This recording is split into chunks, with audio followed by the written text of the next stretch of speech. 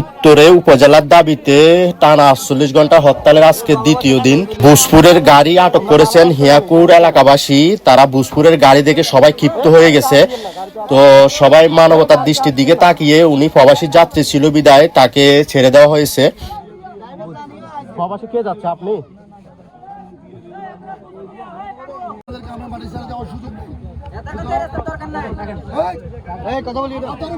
কথা বলেন না,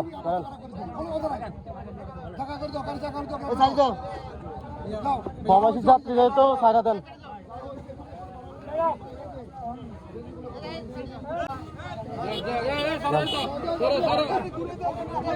না না ছাড়া দেন।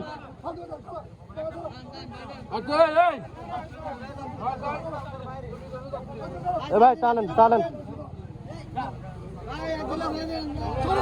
না, প্রবাসীর যেহেতু ইয়ে আছে সমস্যা নেই। ঠিক আছে ছাড়া দেন ছাড়া দেন।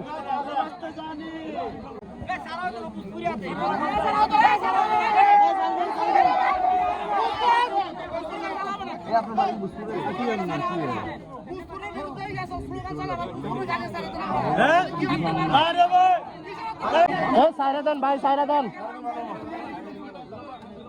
প্রবাসী যাত্রী তো টিকিট যেহেতু আছে।